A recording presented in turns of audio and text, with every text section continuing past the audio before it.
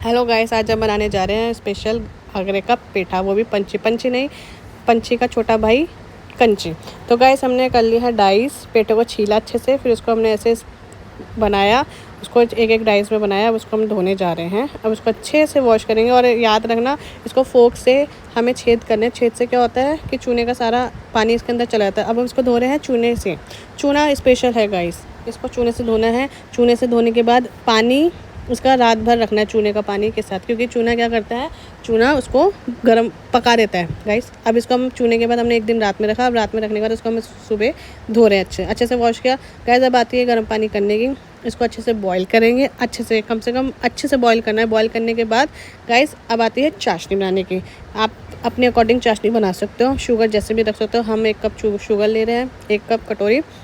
उसके बाद हमने रखा एक फ्राई पैन रखने के बाद हम उसमें डालेंगे स्लोली चीनी, पर हम कम चीनी यूज़ कर रहे हैं गैस। आप अपने अकॉर्डिंग चीनी, मैं दोबारा बोल रही हूँ, आप अपने अकॉर्डिंग जितना भी चीनी बढ़ा सकते हैं गैस। अब बना ली चाशनी। आपको पता है चाशनी तो बनाना सबको आता ही है गैस। अब हम इसमें नींबू डालेंगे। हम इसमें नींबू इसलिए डाल रहे हैं कि क्रिस्टलाइज ना हो, इसका मतलब जैसे शुगर जमे ना। तो अब देखो गाइस, बॉईल हो गए हैं सारे।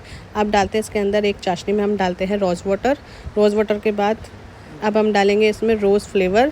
अब हमने उसके अंदर सारे पेठा डाल दिया है और देखो उसको अच्छे से चाशनी में डालने का। तब मम्मी का बन रहा है फ्लेवर पाइनएप्पल, मेरा बन रहा है रोज़ और मम्मा का बन रहा है पाइनएप्पल। दोनों के अलग अलग ख्वाहिश थी, तो बुद्धू ने दोनों सोचा कि मैं दोनों डिवाइड करके दोनों के लिए बना दूँ, एक पाइनएप्पल और एक रोज़।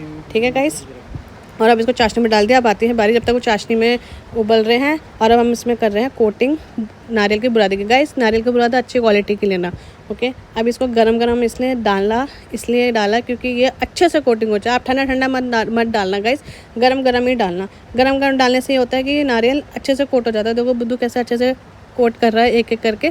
तो अच्छे से कोट करना है इसको।